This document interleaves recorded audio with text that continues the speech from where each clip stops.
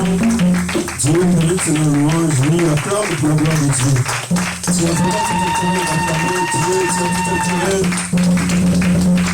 Alléluia. Et le frère Dieu nous a demandé que nous puissions acclamer pour la gloire de Dieu. J'espère que tu vas vraiment acclamer pour la gloire de Dieu. Et je suis sûr et certain, tu vas faire comprendre au diable que moi je suis là pour acclamer pour la gloire de Dieu. Je suis sûr et certain, tu vas démontrer au diable que moi je suis là pour acclamer pour la gloire de Dieu. Je suis sûr et certain que tu vas vraiment démontrer à Satan que je suis là ce matin pour acclamer pour la gloire de Dieu. Je suis convaincu dans mon cœur que tu vas vraiment démontrer à ta chair que je suis là pour acclamer pour la gloire de Dieu. Alléluia. Non, il faut que tu démontres à Satan que je suis là pour la gloire de Dieu. Donc si je suis là, c'est pour la gloire de Dieu. Si je vis, c'est pour la gloire de Dieu. Si je vois, c'est pour la gloire de Dieu. Si je parle, c'est pour la gloire de Dieu. Si je marche, c'est pour la gloire de Dieu. Si je suis en train de faire les mouvements, c'est pour la gloire de Dieu. Si je suis en bonne santé, c'est pour la gloire de Dieu. Oui, si je suis en train de faire tout ce que je fais, c'est pour la gloire de Dieu. Alors, comme tout c'est pour la gloire de Dieu, tu vas vraiment acclamer le Dieu créateur. Tu vas vraiment célébrer ce matin le Dieu vivant. Tu vas pousser des cris de joie pour la gloire de Dieu. Tu m'as libéré. Tu m'as libéré. On entend moi spirituel, cher Saint-Esprit, de ta parole à tout un chacun.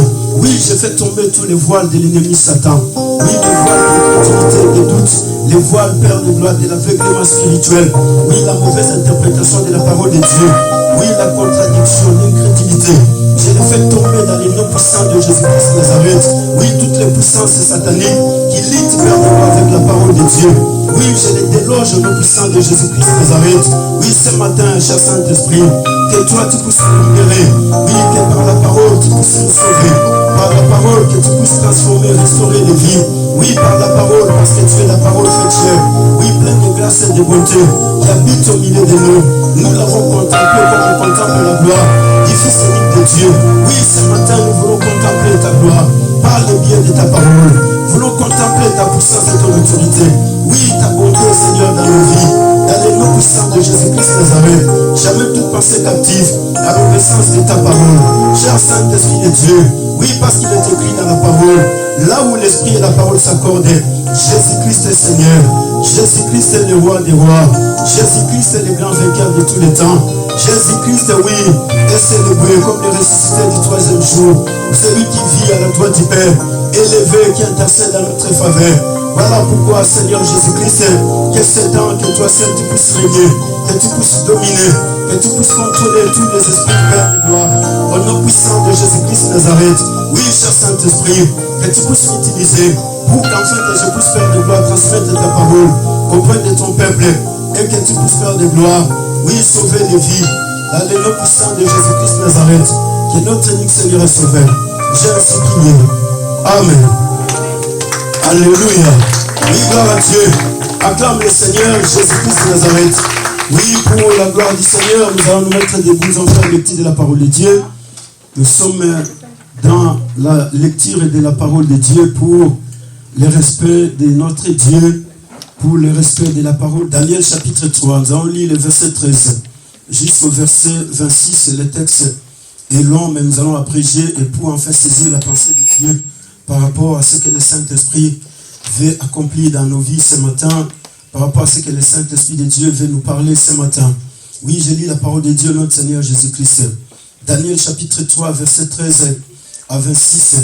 Alors Nebuchadnezzar, irrité et furieux, donna l'ordre qu'on amena Shadrach, Meshach et Abednego. Et ces trois hommes furent amenés devant les rois. Nebuchadnezzar prit la parole et leur dit, est-ce des propos délibérés, Shadrach, Meshach et Abednego, que vous ne servez pas mes dieux et que vous n'adorez pas la statue d'or que j'ai élevée. Maintenant tenez-vous prêts. Et au même moment où vous entendrez le son de la trompette, du salmoiaque, du salterion, de la cornésine et de toutes sortes d'instruments, vous vous prosternez et vous adorerez la statue que j'ai faite. Si vous ne l'adorez pas, vous serez jeté à l'instant même au milieu d'une fournaise ardente. Et quel est le Dieu qui vous délivrera de ma main? Shadrach, Meshach et Abednego répliquaient au roi Nebuchadnezzar, Nous n'avons pas besoin de te répondre là-dessus. Voici notre Dieu que nous servons, peut nous délivrer de la fournaise ardente et il nous délivrera de ta main, ô roi. Sinon, sache que, ô roi, que nous ne servirons pas tes dieux et que nous n'adhérons pas à la statue d'or que tu as élevée. C'est quoi Nebuchadnezzar fut rempli de fureur. Il changea de visage et, en tournant ses regards contre Shadrach, Meshach et Abednego, il prit la parole ordonnant d'échauffer la fournaise 7 fois plus qu'il ne convenait, de l'échauffer. Puis il commanda à quelques-uns des plus vigoureux soldats de son armée de lier Shadrach, Meshach et Abednego et de les jeter dans la fournaise ardente. Ces hommes furent liés avec leurs caleçons, leurs tuniques et leurs manteaux, et leurs autres vêtements, et jetés au milieu de la fournaise ardente.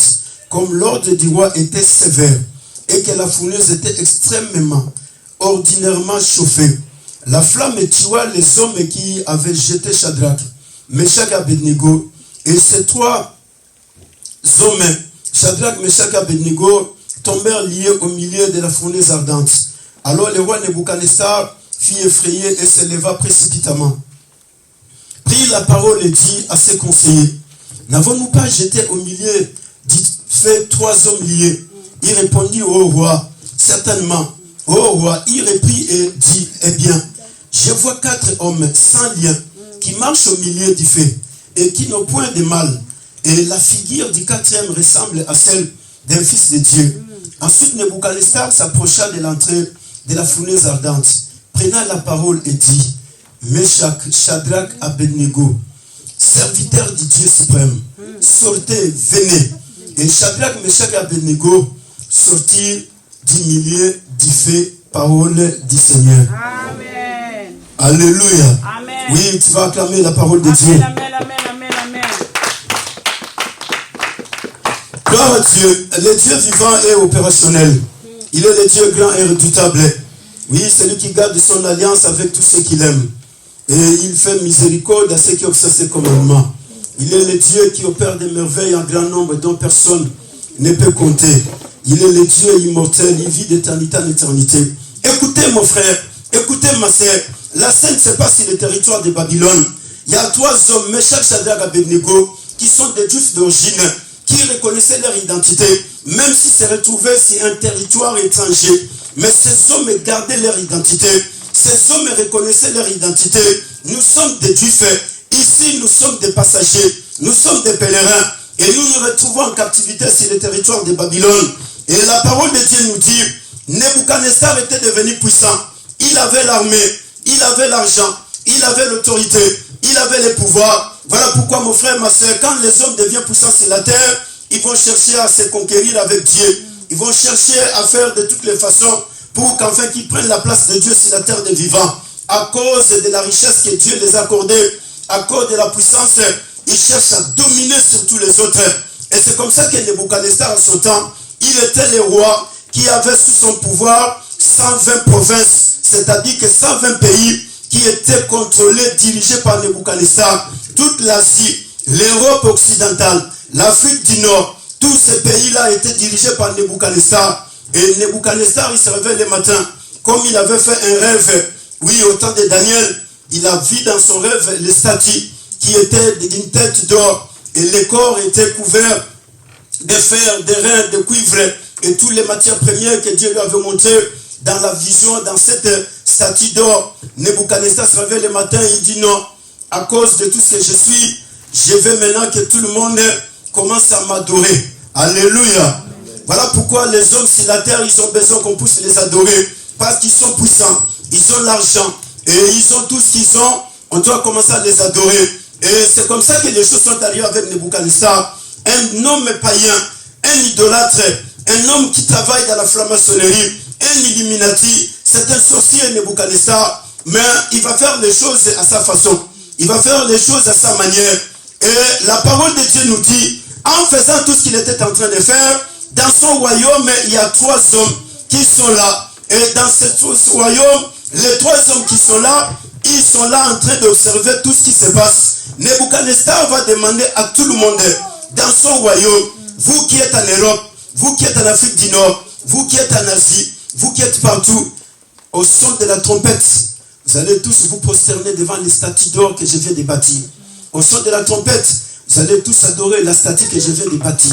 Au son de la trompette, vous allez tous commencer à servir mes dieux. Oui, parce que moi qui suis le roi, je donne l'ordre. Et la parole de Dieu nous dit, l'ordre du roi était donné. Et quand l'ordre est donné, la parole nous dit, dans un coin, il y a les 3 hommes juifs qui sont là en train de regarder. Le roi Nebuchadnezzar, quand il a bâti les statues d'or, il avait 26 ans. Et Meshach, Shadrach, Abednego, ils avaient 20 ans. Donc c'était trop jeune, des jeunes qui étaient là sur le territoire étranger. Et il y a l'écart de 6 ans entre les 4 juifs et le roi Nebuchadnezzar. Et Nebuchadnezzar, il va se permettre de se faire Dieu pour qu'enfin que les hommes puissent l'adorer sur la terre des vivants. Parce que les statues représentaient Nebuchadnezzar lui-même. Les statues d'or, parce que lui, il était la tête. Et la tête représentait le territoire de Babylone, l'empire babylonien. Et les ventres représentaient le second empire, qui est l'empire des Mèdes-Perses. Et la poitrine représentait le 3e empire, qui est l'empire grec avec Alexandre le Grand. Et les pieds de fer et de reins représentaient le 4e empire, qui est l'empire romain. Oui, tous ces empires devraient travailler. Voilà pourquoi, mon frère, ma soeur, le peuple de Dieu doit comprendre le temps où nous sommes. L'église doit interpréter le temps. Oui, parce que si on n'interprète pas le temps, on risque de se retrouver en train d'adorer les statues de Nebuchadnezzar sans pour autant le savoir. Alléluia. Amen. Pourquoi? Parce que le temps prophétique où nous sommes, c'est le temps des nations. C'est-à-dire que Dieu, dans la prophétie de la parole de Dieu, il a fixé le temps. Il y a le temps pour Israël. Il y a le temps pour les nations. Il y a le temps pour l'église. Et dans l'entretemps, l'église vit dans le même temps avec les nations. Quand on parle du temps des nations, signifie quoi? Les nations se permettent de faire tout à l'encontre de Dieu et de la parole de Dieu. Les nations se permettent d'installer l'homosexualité. Les nations se permettent d'installer des hommes et des femmes dans les 4 coins du monde entier qui deviennent tout ce qu'ils peuvent devenir. La prostitution, l'idolâtrie. Les gens deviennent des lesbiennes, des femmes. Oui, les gens vivent dans tous les films pornographiques. Les gens y vivent avec tout ce qu'il y a. Ça, c'est le temps des nations, frères. Les gens sont appelés à devenir idolâtres. Les gens sont appelés à devenir incrédules. Les gens sont appelés à douter de Dieu. Les gens sont appelés à faire les choses à l'encontre de la parole de Dieu. Voilà pourquoi nous sommes au temps des nations. C'est le temps de Nebuchadnezzar parce que la statue est déjà bâtie. Et comme la statue est déjà bâtie, maintenant il faut que les hommes puissent l'adorer. Nous avons des transsexuels aujourd'hui. Des hommes qui sont en train de devenir des femmes qui deviennent des hommes. Nous avons des hommes qui ont des sexes aujourd'hui. Frère, c'est le temps des nations. Voilà pourquoi la parole de Dieu nous dit, les fils d'Issachar, ils sont là en train de comprendre le temps. Mais malheureusement que l'église ne comprend pas le temps. Quel est le temps que nous sommes? L'église est dans la distraction. Les peuples de Dieu sont dans la distraction. Écoutez frère, dans le temps des nations, les peuples de Dieu doivent vivre avec l'interprétation du temps. Parce que si on n'interprète pas le temps, on risque de se retrouver en train de dire, oui, moi je suis serviteur de Dieu. Mais dans l'entretemps, tu es en train d'adorer déjà les statues de Nebuchadnezzar. Alléluia. Amen. Voilà pourquoi aujourd'hui, les statues de Nebuchadnezzar est représenté par beaucoup de choses. C'est-à-dire, il faut se prosterner et adorer ces statues. Celui qui ne va pas se prosterner et qui ne va pas adorer les statues de Nebuchadnezzar, les conséquences sont néfastes. Tu seras jeté dans la fournaise et au feu. C'est là où tu vas passer toute ta vie.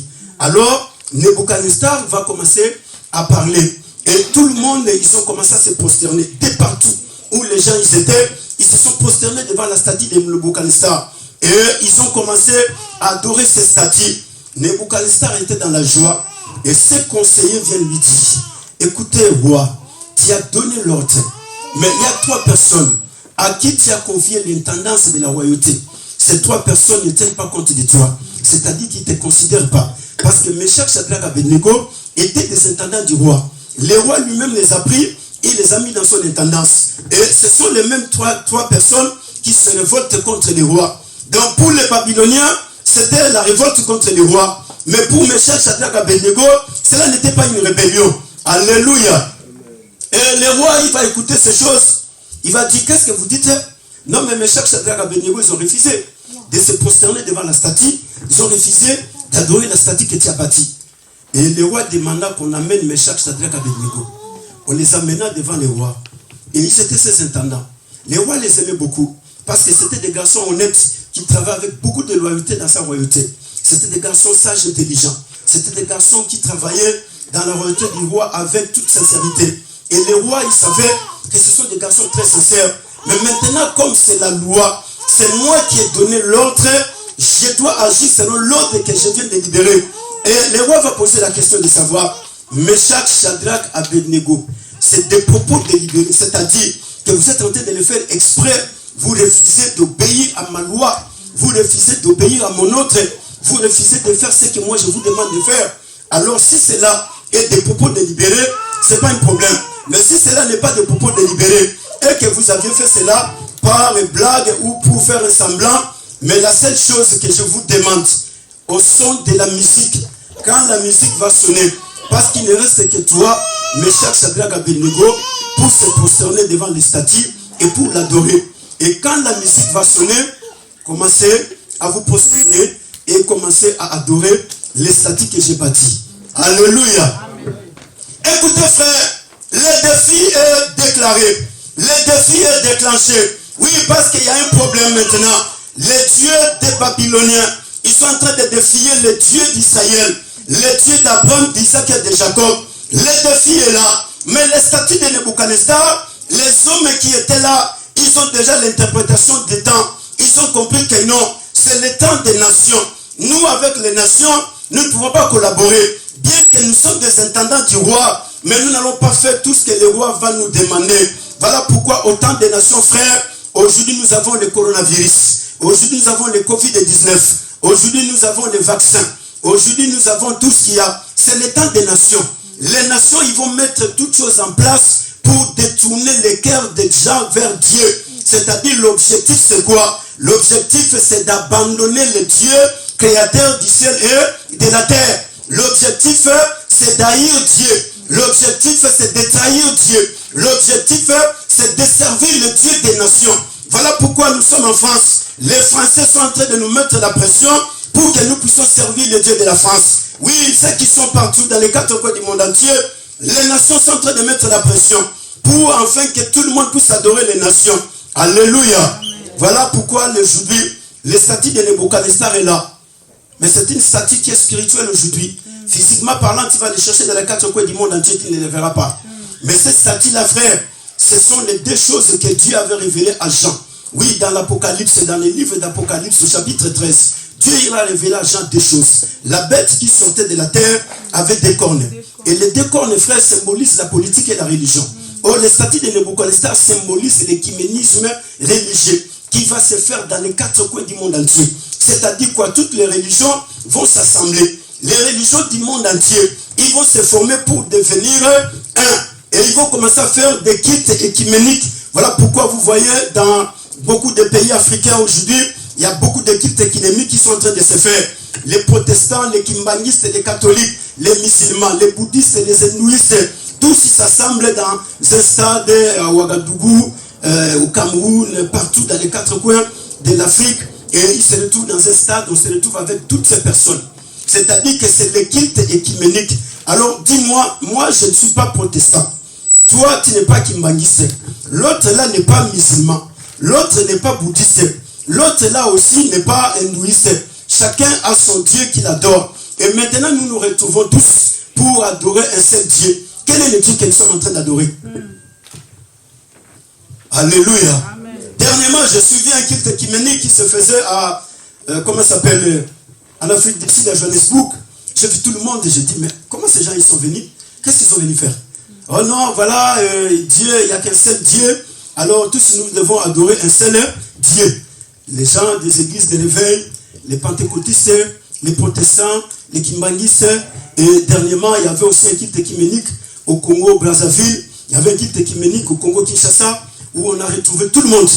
Les prêtres, les évêques, les archevêques, les papes, les archipapes, tout le monde s'est retrouvé dans ce culte-là. Les moilimes, les imams. Maintenant, tout le monde est venu et on s'est dit non, il n'y a qu'un seul Dieu. Alors, nous sommes venus tous adorer pour un seul Dieu. Et comment s'appelle ce Dieu que nous sommes venus adorer? Parce que Quand je vais chez les musulmans, ils vont me parler de Allah. Et quand je vais de l'autre côté, ils vont me parler de Bouddha. Quand je vais de l'autre côté, c'est-à-dire que chacun a un nom qui va citer. Maintenant, nous sommes rassemblés dans l'écuménisme pour adorer un seul Dieu. Il s'agit de quel Dieu? Alléluia. La statue de Nebuchadnezzar, c'est la politique que le diable va utiliser dans les derniers temps. Le diable va utiliser la politique et la religion pour séduire les hommes dans les quatre coins du monde entier, pour détourner les cœurs des hommes vers Dieu. Le diable va utiliser toutes les stratégies possibles pour mettre en place tout ce qui est de possible en marche pour détourner les cœurs des milliards des hommes vers Dieu. Voilà pourquoi dans la même ordre d'idées, ils ont mis le coronavirus. Et pourquoi le coronavirus? Parce qu'ils savent que quand le coronavirus va commencer à travailler, tout le monde aura peur du coronavirus. Alléluia. Et quand tout le monde aura peur du coronavirus, nous allons ordonner à tout le monde de se faire vacciner. Les gens précipitamment, ils vont se faire vacciner. Parce qu'ils ont peur de la maladie. Ils ont peur du coronavirus. Voilà pourquoi, frère, aujourd'hui, le coronavirus est présenté comme un engin que le diable est en train d'utiliser dans ces derniers temps pour amener tout le monde d'adorer la statue de Nebuchadnezzar. Oui, parce qu'il y a des chrétiens qui se disent les vaccins qu'on est en train de mettre dans les corps des gens, c'est la marque de la bête. Non, frère, ce n'est pas la marque de la bête. Les vaccins, c'est la marque de la franc-maçonnerie. Ce n'est pas la marque de la bête. La marque de la bête, elle est spirituelle. Ce n'est pas une marque visible. Les gens qui recevront la marque de la bête, ce sont des personnes qui se déclareront visiblement parlant, je suis de Satan. Donc, j'accepte d'adorer Satan. Voilà pourquoi j'accepte que je puisse recevoir la marque de la bête. Est-ce que toi, tu as accepté d'adorer Satan? Non. La marque de la bête, elle n'est pas visible. Elle sera spirituelle. La marque de la bête sera donnée aux hommes sur la terre des vivants quand l'église sera enlevée. L'église véritable ne sera plus sur la terre. Voilà pourquoi la parole de Dieu dit que celui qui les retient est encore sur la terre. Mais l'homme d'iniquité, il est en train de travailler déjà. Mais il y a quelqu'un qui les retient pour qu'en fait, il ne puisse pas se manifester visiblement. Celui qui les retient, c'est le Saint-Esprit de Dieu. Amen. Le jour où le Saint-Esprit quittera la terre, c'est par là que l'Antéchrist va commencer à agir sur la terre des vivants. Mais pour l'instant, ce sont ces agents qui sont en train de travailler. Les agents de l'Antéchrist, c'est les faux prophètes, c'est la religion, c'est la politique, c'est tous les politiciens qui sont dans les quatre coins du monde entier. Ce sont des agents de l'Antéchrist. Ils sont en train de faire tout par tous les moyens pour engrainer tout le monde et de les introduire. Parce que Jean dit ceci, petit enfant, discernez les esprits pour comprendre enfin si les esprits viennent de Dieu ou les esprits ne viennent pas de Dieu. Car il y a plusieurs antéchrists qui sont déjà dans le monde. Et il y a déjà plusieurs faux prophètes qui sont dans le monde en train de travailler. C'est-à-dire que la bête qui est représentée par l'homme de l'iniquité, l'homme de l'iniquité qui est l'image de l'antéchrist, il va travailler avec les faux prophètes. Il va travailler avec l'esprit de la séduction. Il va travailler avec les politiciens. Il va travailler avec les médecins. Il va travailler avec tous ces gens-là, frères, pour enfin endoctriner tout le monde d'entrer à adorer la statue de Nebuchadnezzar. Mais cela n'est pas la fin. Ce n'est qu'un commencement. Alléluia. Et la marque de la bête, frère, sera très dangereuse. Voilà pourquoi tu dois prendre ta vie chrétienne au sérieux.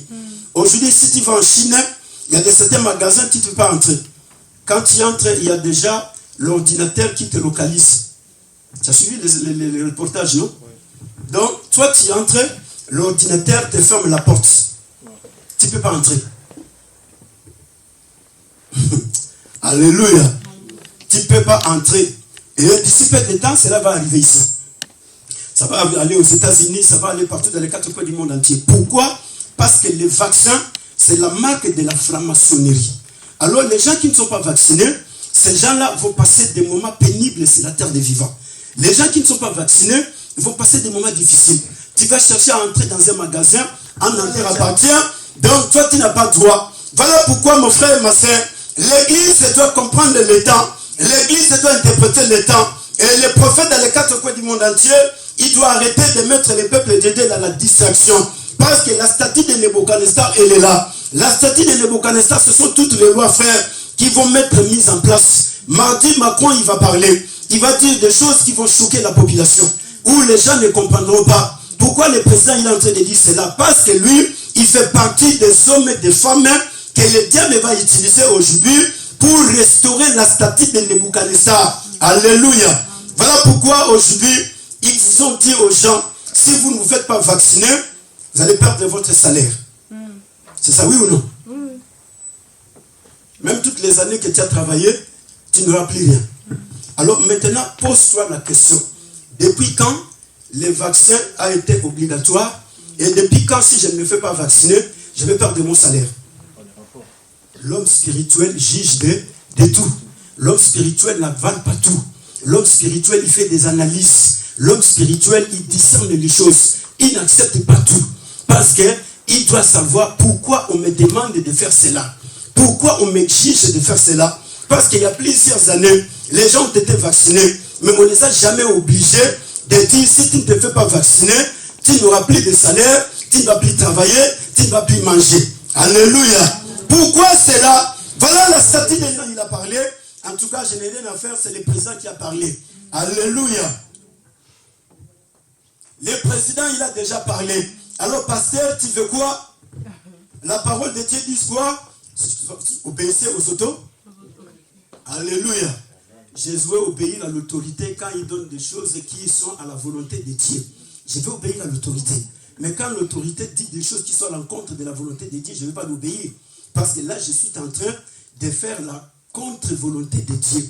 Donc, je ne vais pas obéir à l'autorité qui me demande d'adorer l'homosexualité. Et moi, je vais obéir à l'autorité. Je ne sais pas, je vais commencer par où. Alléluia. Raison pour laquelle l'Église de Dieu doit comprendre le temps où nous sommes. L'Église de Dieu doit interpréter le temps où nous sommes. Nous sommes au temps des nations. Les nations vont nous imposer frères de loi. Les nations vont mettre en place des choses. Parce que le problème c'est quoi? C'est l'adoration. Mais qu'est-ce que la nation va utiliser? La nation va utiliser la religion et la politique. Ce sont ces deux choses qu'ils vont utiliser. Et dans la religion, ils vont utiliser l'écuménisme. Dans la politique, ils vont mettre des lois en place. Voilà pourquoi Nebuchadnezzar, il a dit, l'autre, quand la musique va commencer à sonner, vous allez commencer à se prosterner. Oui, aujourd'hui, nous avons des difficultés pour se prosterner devant Dieu. Mais de l'autre côté, il faut se prosterner. Alléluia. Aujourd'hui, quand on vient, on se dit aux gens, non, il faut se prosterner devant Dieu. Les gens ne veulent pas se prosterner. On est là en train d'adorer Dieu. Les gens sont assis sur leurs chaises. Les gens sont en train de se regarder. Il y a de ceux qui regardent leur téléphone. Il y a de ceux qui commencent à tirer leur rouge à lèvres, même dans la présence de Dieu. Il y a de ceux qui commencent à tirer les cheveux. Frère, la parole de Dieu dit, vous allez vous prosterner. La prosternation, c'est le signe de la soumission. La prosternation, c'est le signe de l'humilité. La prosternation, c'est le signe de la vénération. C'est-à-dire que je reconnais que cette personne est supérieure. Et comme c'est un supérieur, donc je dois me prosterner. Voilà pourquoi vous verrez dans toute la parole de Dieu, de Genèse jusqu'à Apocalypse, les premiers jours, Abraham se rencontre avec Dieu. Les premiers actes posés par Abraham, Abraham s'est prosterné. Les jours où Jésus est venu dans la maison de Marthe et Marie pour la résurrection de Lazare, la prosternation était la première des choses, les premiers signes que Marie avait posés devant Jésus.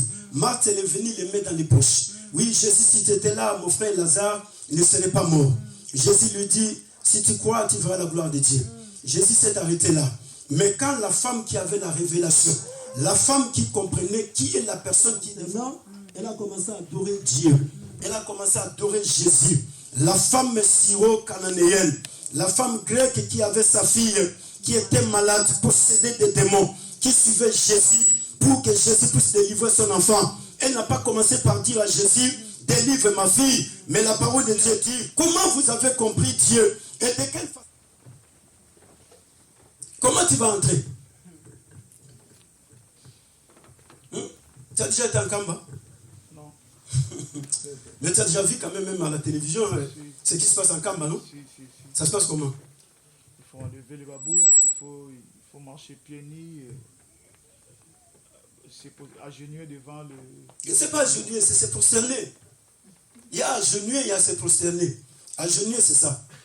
Là, je suis à genoux. Je me suis agenouillé. Se prosterner, c'est ça. Tout, ça montre que je suis rien devant toi. Les gens se prosternent comme ça, hein, devant Djangenda et Simou Kimbang. Mais toi, devant le grand roi.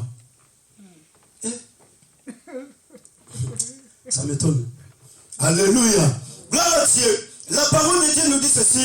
Le roi, il va dire à Meshach, Shadrach, Abednego, je verrai qui est le Dieu qui va vous délivrer.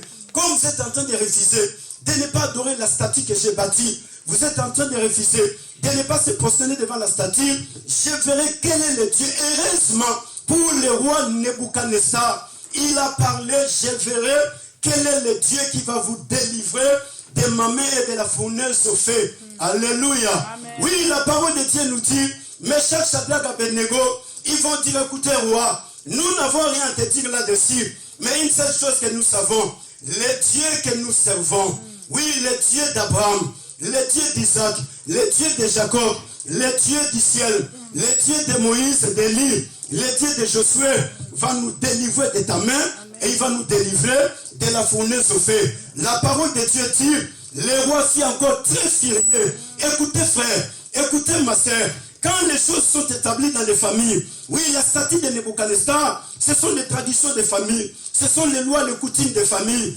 Et quand on brise cela, tu es en train de dire non, moi je ne vais pas me prosterner devant les traditions, les coutumes de la famille. Parce que dans notre famille, il est dit comme moi je suis de telle tribu, je dois me marier seulement avec un homme de telle tribu. Oui, comme moi je suis de tel dialecte, je dois me marier avec l'homme de ma dialecte.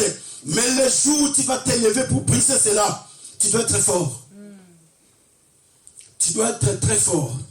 Sinon, frère, les lois et les traditions des coutumes et des familles vont commencer à te chercher toute la nuit. Vont commencer à te combattre. Vont commencer à chercher comment t'empêcher.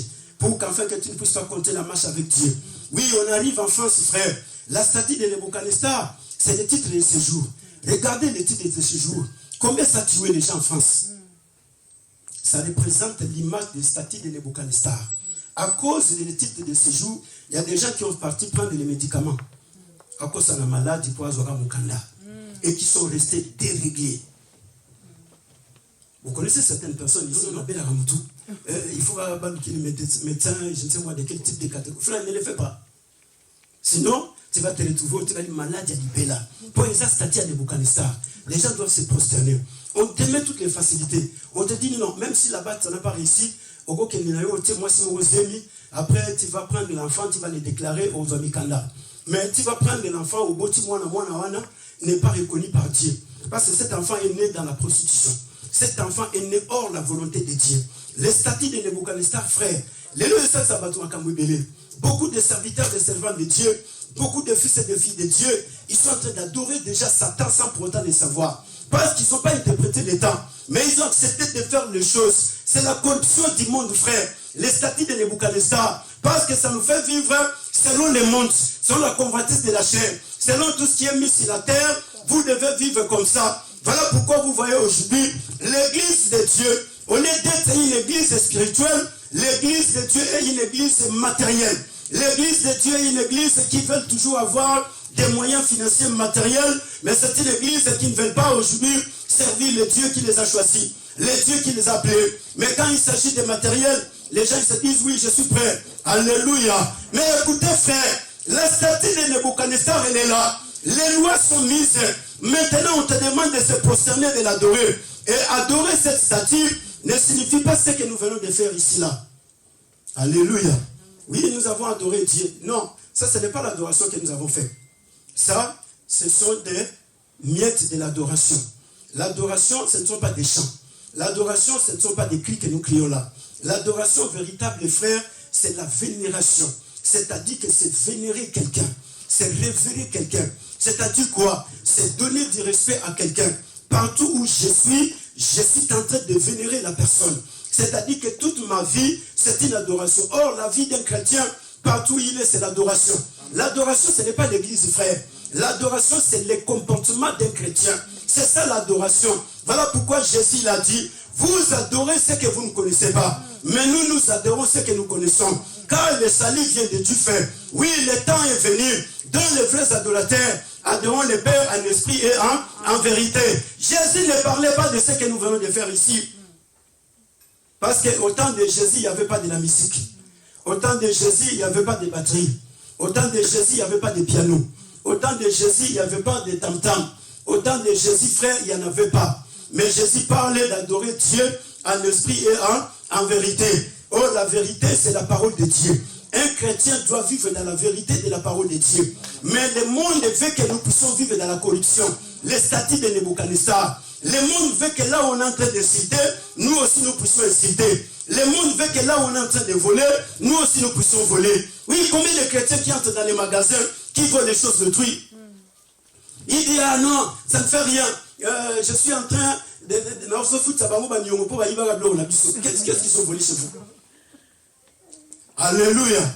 Combien de chrétiens qui vont voler de la boisson dans des magasins? Il vient, comme il n'a pas l'argent pour s'acheter le Jack Daniel, il fait tout par tous les moyens. Ensuite, 3-4 enfants, il va avec eux dans les magasins. Il commence à donner des trucs aux enfants. Pour 5 Jack Daniel, 10 boîtes de je ne sais moi de quoi, allez, sortez. Attendez-moi dehors. Frère, c'est les statuts de Nebuchadnezzar. Mais les chrétiens qui refusent de vivre selon la corruption du monde, attends-toi que tu seras coincé. Les chrétiens qui veulent vivre dans la piété, la parole de Dieu dit, ceux qui veulent vivre dans la piété, ils doivent s'attendre à la persécution. Mais Shadrach, Abednego voulaient vivre dans la piété, voulaient vivre dans l'honnêteté, voulaient vivre dans la sincérité, voulaient vivre à faire la volonté de Dieu. Oui, les chrétiens qui vont faire la volonté de Dieu, frère, ils doivent s'attendre à la persécution. Dans cette persécution, il y a la fournaise au fait qui va être chauffée. Oui, il y a des hommes, des femmes de Dieu aujourd'hui qui se sont mis, frère, dans la franc-maçonnerie. Il y a des hommes qui se sont mis aujourd'hui dans les loges, dans les cabanes juifs. Il y a des hommes et des femmes qui se sont mis aujourd'hui dans des choses compliquées. Pourquoi? Pour la gloire de Dieu. Non, frère, parce que la source de toutes ces choses, ce n'est pas Jésus, mais c'est la statue de Nebuchadnezzar qui est en train de travailler là derrière. Et tous ces chants-là, quand nous sommes en train de les chanter, nous adorons directement Satan, le diable, sans pour autant le savoir. Nous sommes des adorateurs du diable. Il y a plusieurs chants que moi je ne vais pas vous énumérer. Mais quand vous avez le Saint-Esprit, tu comprendras que non, ces chants, je ne les chanterai jamais de ma vie. Ces chants, je ne les ferai jamais. Ça, je ne l'écouterai jamais. Oui, même si Satan venait se présenter tout de suite devant moi, je lui dirais N-O-N, je ne vais pas les faire. Mais ce sont ces mêmes chants que les chrétiens sont très d'accord en train de chanter. Quand tu vas dans des mariages, tu vas dans des fêtes, les chrétiens sont très d'accord. Pourquoi le roi il a exigé la musique? Vous savez pourquoi aujourd'hui le monde aime la musique? Vous savez pourquoi? Pourquoi les gens ils aiment la musique? Au temps des apôtres, il n'y avait pas la musique. La musique. Parce qu'il y a un vide au-dedans des gens. Il n'y a pas la vie spirituelle. Et ce vide de manque de la vie spirituelle est comblé par la musique. Voilà pourquoi quand on commence à danser, les gens ils se sentent très bien. Mais quand la parole de Dieu est sortie, les gens ils commencent à dormir. Alors ce vide-là est comblé par la musique. Ce vide-là, la vidité-là, est comblé par le son de la musique. Voilà pourquoi les gens ils aiment ce son-là. Mais écoutez frère, écoutez ma sœur, le problème n'est pas celui-là. Le problème est qu'aujourd'hui, toi et moi nous devons comprendre, nous sommes en face de la situation qui est la statue de Nebuchadnezzar. Et maintenant les gens qui refusent de se prosterner, les gens qui refusent d'adorer, deviendraient les statues de Nebuchadnezzar, d'obéir et de respecter les lois du roi, ils sont coincés. Et les conséquences c'est quoi? Ils doivent être jetés dans la fournaise au feu. Dans la fournaise au feu, tu vas être brûlé là-bas. Mais écoutez mon frère, écoutez ma soeur, la chose la plus importante, Meshach, Shadrach, Abednego, ils étaient des serviteurs de Dieu. Même si le territoire de Babylone, Meshach, Shadrach, Abednego servaient leur Dieu, le Dieu d'Abraham, d'Isaac et de Jacob, ils n'ont jamais abandonné de servir Dieu. Mais aujourd'hui, malheureusement, nous avons des fils et des filles de Dieu dans les quatre coins du monde entier qui ne servent jamais leur Dieu. Frère, c'est lui qui reconnaît que Jésus l'a sauvé. Servir Dieu, c'est une vocation qui jaillit dans son cœur. On ne va pas lui demander de servir Dieu. Si je reconnais réellement que Jésus est mort pour moi sur la croix, Jésus a payé le prix du péché, Jésus m'a racheté, Jésus m'a délivré, frère, Jésus m'a guéri, Jésus m'a béni, Jésus m'a donné ce que j'ai aujourd'hui. Frère, servir Dieu, c'est une vocation qui jaillit du plus profond de ton cœur. Personne ne va te demander de servir Dieu. Personne ne va te demander de venir au culte mardi. Personne. Personne ne va te demander de venir au culte jeudi. Personne ne va te demander de venir au culte le dimanche. Personne ne va te demander d'aller à l'évangélisation. Tu vas le faire toi-même. Parce que cela va commencer à bouillonner au-dedans de toi. Tu vas reconnaître non. Si je suis aujourd'hui ce que je suis, c'est la grâce de Dieu dans ma vie. Le Dieu qui m'a sauvé, je n'ai rien à lui offrir, frère. Voilà pourquoi Meshach, Shadrach, Abednego, ils ont dit au roi, les dieux que nous servons, ils étaient des serviteurs de Dieu, même à Babylone. si le territoire de la magie, si le territoire de l'occultisme, mes frères, ils étaient des serviteurs de Dieu. Ils continuent à servir Dieu. Mais combien de gens hier, en Afrique, ils étaient des serviteurs de Dieu. Ils sont arrivés en Europe, ils sont en train de servir l'Europe. Pourquoi quand vous recevez des papiers, la première des choses que vous mettez dans votre tête, c'est le travail? Vous pouvez me répondre pourquoi? Jack, pourquoi quand tu reçois des papiers, bon voilà, tu as 10 ans, tu as une année, tu as la nationalité, la première des choses, tu dois travailler. On te demande d'aller travailler. Pour bien faire. Contribuer à la retraite. Contribuer à la retraite. C'est faux. Voilà la vraie réponse. Pour le développement du pays. Ce n'est pas pour la retraite, frère. Voyez, il n'y a aucun pays dans le monde où les gens travaillent pour la retraite. Non. La retraite, ça, ce sont des lois mises par les hommes. Voilà pourquoi ils ont mis les lois. Mais la première raison où les hommes travaillent sur la terre, parce que les hommes doivent développer les pays. Dieu lui-même, il a dit ceci à notre frère Adam et Ève. Dieu a dit, je te mets dans les jardins. Tu dois garder les jardins et tu dois les cultiver. Dieu t'a donné la responsabilité, il a mis tout dans les jardins. Mais Adam devrait travailler, Papa Mbenza, pour que les jardins puissent produire. Voilà pourquoi les jardins doivent se développer. La première raison que nous travaillons sur la terre, c'est pour le développement de la nation. Et quand les gens ne travaillent pas pour Dieu, frère, le royaume de Dieu ne va pas se développer. Quand nous avons des hommes et des femmes qui viennent se développer, frère, il n'y a aucune société sur la terre qui n'a pas de problème. Je ne sais pas si cette société existe. Tu vas me dire, oui, il y a une famille sur la terre qui n'a pas de problème. Cette famille n'existe pas. Ça, c'est un grand mensonge. Tu ne me diras pas, non, il y a un foyer qui n'a pas de problème. Frère, tous les foyers du monde ont des problèmes. Même le président Macron, il se chamaille avec sa femme. Même Joe Biden, il a des problèmes avec sa femme. Mais sa femme ne lui dit pas que je cesse d'être ta femme. Le mari ne dit pas à sa femme, je cesse d'être ton mari. Combien aujourd'hui les enfants de Dieu, vous avez cessé d'être des fils et des filles de Dieu à cause de votre comportement? Mais vous vous dites non, moi je suis le fils de Dieu. Frère, le fils de Papa Mbenza, il doit défendre l'intérêt de son père. Son père doit être propre. Quand on voit son père, on dit non, non, c'est le père d'Isaac, mais s'il est sale.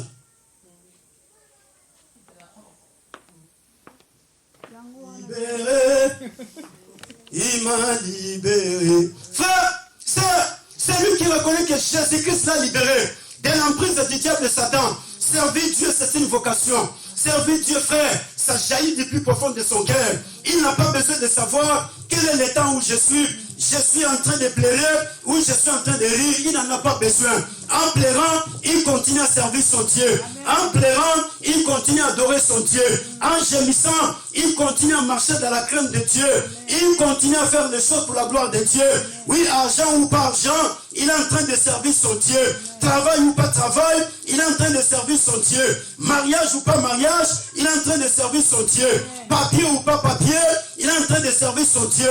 Mais combien d'entre nous aujourd'hui, nous proclamons fils et filles de Dieu. Mais qu'est-ce que nous faisons pour l'avancement du royaume de Dieu? Combien nous travaillons pour que le royaume de Dieu puisse avancer?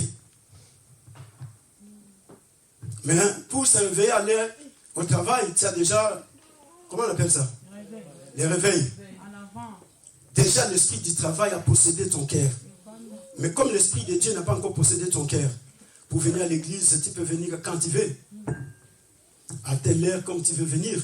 Mais si l'esprit de Dieu possède ton cœur, frère, tu comprendras que les cultes commencent à 10h. À 10h, je dois être à l'église. Parce que venir à l'église en retard, c'est un péché. Non, c'est la parole de Dieu. Si vous voulez que je vous prouve, je vais vous prouver. Il y a des versets. Alléluia. Délivré. Et ceux qui viennent après. Voilà pourquoi il est resté 38 ans à la piscine de Bethesda. 38 ans, frère. Il est resté là-bas. Les raisons ne sont pas parce qu'il a manqué quelqu'un. Mais les premières raisons, d'abord, c'est le retard d'arriver à la piscine. Et quand on arrive à l'église de Dieu en retard, frère, tu dois te sentir consterné. Tu dois te poser des questions. Pourquoi je viens à l'église en retard? Mais pour aller au travail, je suis le premier à aller au travail. Mais l'église, c'est la maison de Dieu. Le Dieu qui me donne la vie. Le Dieu qui me donne la force, la santé pour que j'aie travaillé. Pour que je puisse faire avancer la France. C'est le Dieu là qui me fait ça. Mais pour Dieu, je n'ai pas la précipitation. Je n'ai pas celle-là de venir pour servir Dieu. Et ce qui fait quoi? Aujourd'hui, beaucoup sont en train de dire, ah oui, Dieu ne fait rien. Dieu vraiment, depuis que j'ai commencé à prier, Dieu ne fait rien. Frère, tu deviens comme l'homme de 38 ans qui commence à accuser les gens. Je n'ai personne pour me jeter dans la piscine. Jésus lui dit, non, je ne te demande pas s'il y a des gens qui pouvaient te jeter. Non, je te dis seulement, prends ton lit et... Alléluia. Servir Dieu, frère, c'est une vocation qui jaillit dans le cœur de l'homme. Personne ne va me pousser de servir Dieu. Personne ne va me demander de craindre Dieu. Joseph craignait Dieu à le jeter. Il n'avait pas un pasteur derrière lui. Il n'avait pas un apôtre derrière lui. Il n'avait pas un évangéliste derrière lui. Il n'avait personne, frère. Il a commencé à interpréter les songes des prisonniers dans la prison. Frère, servir Dieu. Si tu connais Dieu, non, cela doit jaillir au-dedans de toi. Même si tu te retrouves en prison, tu dois faire de la prison le lieu de l'adoration. Tu dois faire de la prison le lieu de la grandeur de Dieu. Il a commencé à poser la question aux prisonniers. Pourquoi êtes-vous triste? Mais c'est un prisonnier. Les Égyptiens qui sont en prison, ils ont des familles. Mais lui n'a pas de famille en Égypte. Il n'a ni père, ni mère, ni frère, ni cousin, ni personne pour lui envoyer une parole d'encouragement. Mais il s'est confié à l'éternel Dieu. Le Dieu qui a fait le ciel et la terre. Le Dieu, le maître de l'univers visible et invisible. Il va se confier à ce Dieu. Écoutez frère, écoutez ma soeur. Lui, celui qui s'est confié à l'éternel, c'est l'homme le plus heureux sur la terre des vivants. Voilà pourquoi Joseph, il a fait de prison les lieux de l'interprétation des songes. Les prisonniers, ils se sont dit, mais toi, qu'est-ce qui se passe dans ta tête? Il a dit, il y a un Dieu dans les cieux qui est capable d'interpréter vos songes. Il y a un Dieu dans les cieux qui est capable de vous répondre dans vos problèmes. Il y a un Dieu, frère. Oui, servir Dieu, c'est une vocation, que Dieu te bénisse. Amen. Servir Dieu, ce n'est pas une obligation. Si je reconnais que Jésus m'a racheté, cela ne va pas rester des paroles vaines. Mais je dois le mettre en pratique. Je dois montrer à l'humanité que Jésus réellement m'a racheté. Je dois aller évangéliser, gagner des âmes pour la gloire du Seigneur. Je dois exhorter les frères et sœurs qui n'apparaissent pas à l'église. Je dois les encourager. Je ne peux pas les apporter des paroles de découragement. Oui, parce que ces sœurs, ils appartiennent au royaume de Dieu. Et comme ils appartiennent au royaume de Dieu, ce sont mes frères et sœurs, je dois les encourager à travailler pour Dieu. Aujourd'hui, vous savez pourquoi beaucoup de gens ne servent pas Dieu. Parce que vous prenez les églises comme si c'était des boutiques de pasteurs. Raison pour laquelle, quand quelqu'un vient, il te parle dans l'oreille, tu te dis non, moi je ne veux plus servir Dieu. Depuis que ce jour-là, cet homme-là m'avait piétiné. Depuis que le jour, la femme du pasteur m'avait mal regardé. Depuis le jour, le pasteur ne m'avait pas salué. Je ne veux plus servir Dieu. Frère, tu ne sers pas Dieu, ce n'est pas mon problème. Parce que moi, devant Dieu, je suis quitté. Je suis comme Ézéchiel. Dieu lui a dit, tu es sentinelle. Tu dois parler. Moi, je ne suis pas une pierre d'achoppement pour toi. Parce qu'il est écrit dans la parole de Dieu, le salut est individuel. Non, nous n'entrerons pas au ciel dans la communauté, frère. On n'ira pas. Moi, je n'entrerai pas parce que ma femme prie. Non, elle n'entrera pas parce qu'elle est ma femme. Chacun d'entre nous entrera au ciel selon l'appel de Dieu, selon ce que Dieu a prévu. Voilà pourquoi, frère, même si ma femme ne veut pas servir Dieu, moi je vais continuer à servir Dieu. Même si moi je refuse de servir Dieu, je dis à ma femme, va servir Dieu. Donc nous sommes appelés à servir Dieu. Mais aujourd'hui, qu'est-ce qui se passe? Les gens ils viennent à l'église, ils regardent l'église de Dieu. L'église de Dieu a des difficultés pour payer les loyers. Mais les gens, ils travaillent, ils ont un salaire à la fin du mois. Mais si tu reconnais le Dieu qui t'a donné ce travail, pour donner 100 € de la contribution de la salle, là où la parole de Dieu est prêchée, frère, tu ne vas pas hésiter. Ma soeur, tu ne vas pas hésiter. Tu ne diras pas non. Moi, cette église ne m'appartient pas. L'église n'appartient pas au pasteur. Je ne suis qu'un simple instrument, frère, que Dieu m'a établi pour l'instant. Dieu est capable de me prendre et me ramener en Chine. Je vais commencer l'œuvre de Dieu en Chine. Dieu est capable de me prendre et me ramener en Australie. Je vais travailler pour Dieu en Australie. Dernièrement, il y a un frère qui m'a proposé d'aller aux États-Unis pour que j'aie servi Dieu là-bas. Donc si j'allais accepter, je serais aujourd'hui aux États-Unis, frère. 4 mois passés. Vous allez venir ici, ils vont vous dire non, le pasteur il est parti aux États-Unis.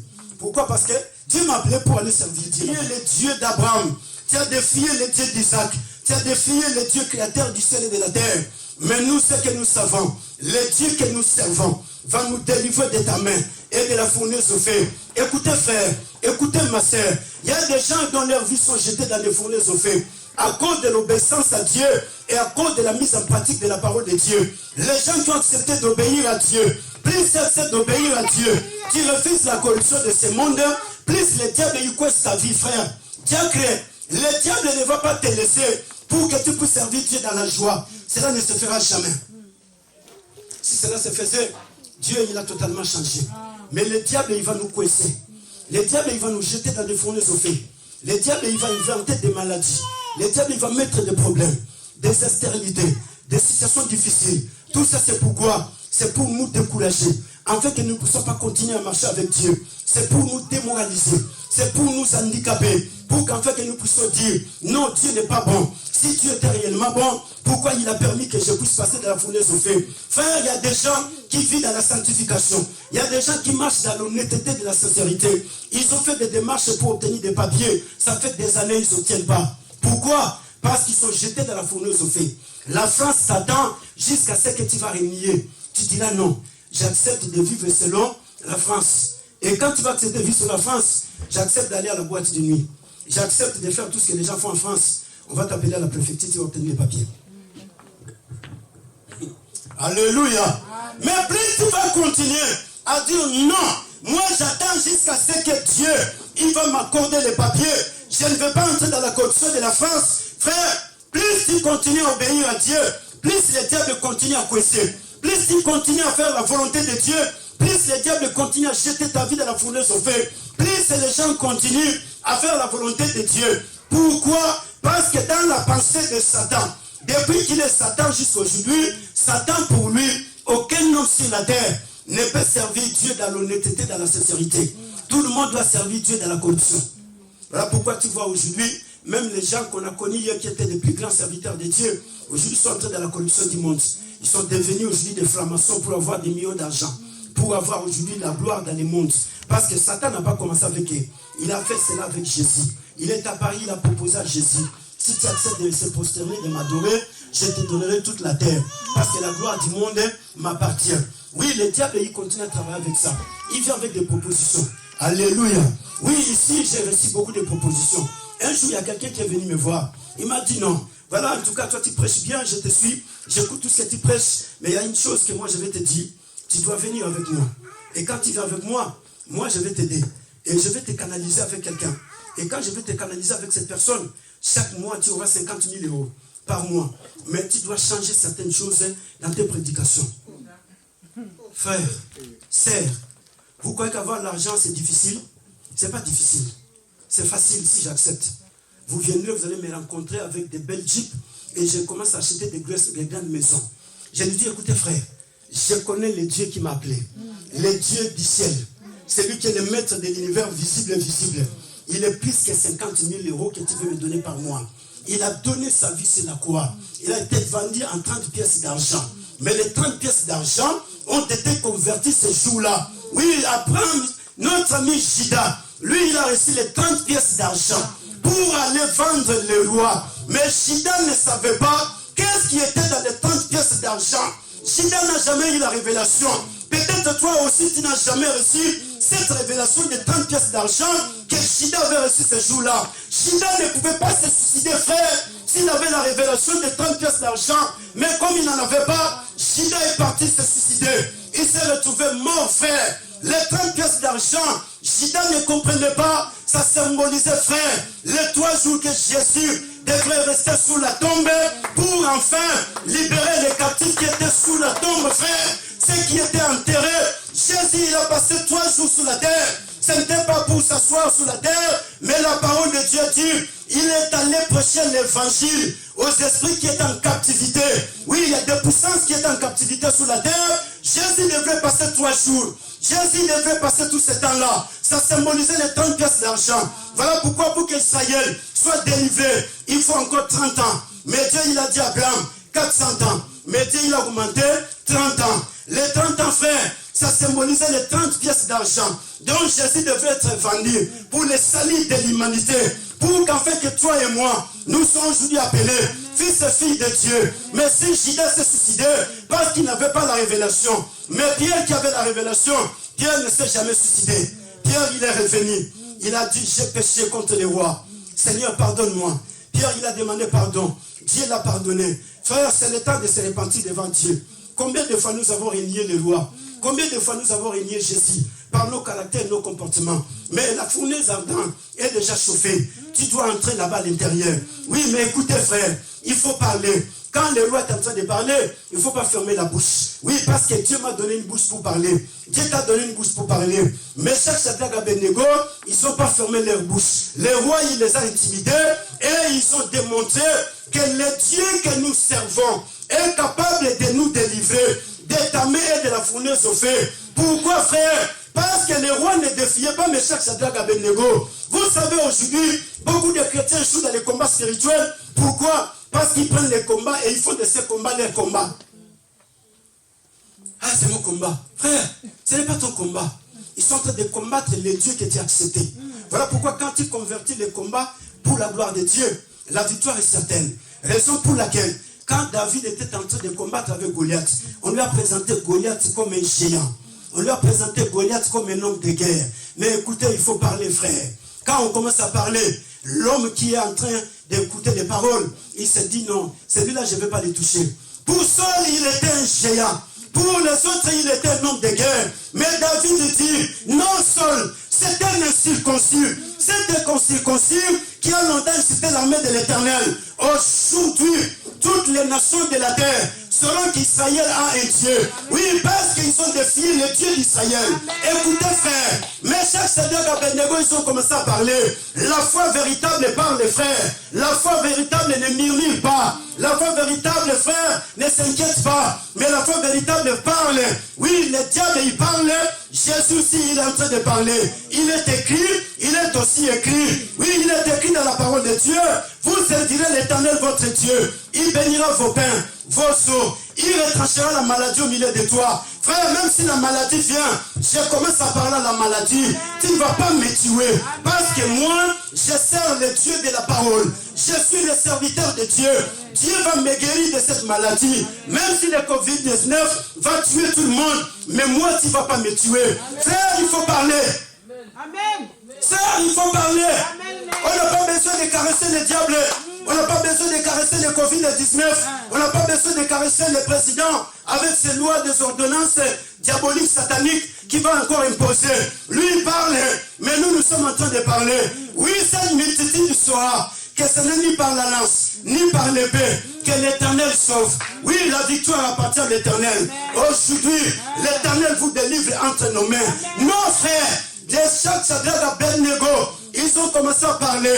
Le Dieu que nous servons va nous délivrer. Jésus, il a commencé à parler. Le prince des ténèbres est déjà jeté dehors. Et il ne fera rien dans ma vie. Ce qui manque aujourd'hui, c'est parce que les chrétiens se jettent dans la tristesse. Les chrétiens ne veulent pas parler. Ah, non, c'est un condiment. Mais la personne qui a la foi, au coup d'ailleurs, mawa mawa. La personne qui a la foi, au coup d'ailleurs, zolela. Tu plais pourquoi? Alléluia. Amen. Oui, le Dieu que nous servons. Écoutez, frère, le Dieu que je sers en France, le Dieu que je sers dans toutes les quatre coins du monde entier, va me délivrer. Dieu ne déshonore pas ses serviteurs, frère. La délivrance de Dieu est pour les serviteurs de Dieu. Dieu finit par délivrer ses serviteurs. Même s'il prenait 15 ans, même si ça prenait des mois et des années. La fournaise au fait, frère, c'est les épreuves. C'est la souffrance que nous sommes en train de passer. Ce sont les difficultés qui te font pleurer, qui te font manquer la paix pendant la nuit, qui te font fatiguer. Tu te dis, où est Dieu? Oui, quand je suis en train de gêner, de prier, mais pourquoi Dieu ne m'écoute pas? Non, frère, Dieu, il t'écoute. Maintenant, le problème, c'est toi. Tu dois commencer à parler. Élie, il s'est élevé. Il a commencé à parler. Que ce peuple sache que c'est toi qui es Dieu en Israël et que je suis ton serviteur. J'ai fait ces choses selon ta parole. Que le fait descend, le fait était descendu. Élie, il a commencé à parler. Oui, frère, l'église de Dieu va vivre. L'église va avancer. L'église va progresser. Oui, cette église, je parle, elle va progresser. Qu'il y ait des sorciers ou pas, l'église va progresser. Qu'il y ait des satanistes ou pas, l'église va avancer. Même si le gouvernement refusait de nous donner des salles, ils sont en train de donner des salles pour des boîtes de nuit, pour des discothèques et des bars. Le Dieu qui a fait le ciel et la terre est son marchepied, le ciel et son trône. Dieu nous donnera des salles, frères. Nous allons servir Dieu. Dieu va nous faire partie de ces lieux. Oui, je suis en train de parler comme David, Non, devant moi, il n'y a pas d'homme de guerre. Il est l'homme de guerre pour ceux qui n'ont pas la foi en Dieu. Et les choses sont difficiles pour ceux qui n'ont pas la foi en Dieu. Oui, frère, j'ai la foi en Dieu. Je suis en train de confesser, oui, que Dieu te délivre de cet esprit d'incrédulité. Dans le nom puissant de Jésus-Christ Nazareth, que Dieu te délivre de cet esprit de doute. Dans le nom puissant de Jésus-Christ Nazareth, que Dieu te délivre de cet esprit de pessimisme. Dans le nom puissant de Jésus-Christ, Dieu t'a appelé pour servir Dieu. Dieu ne t'a pas appelé pour que tu sois observateur, mais que Dieu te délivre de cela. Je verrai qui est le Dieu qui va vous délivrer.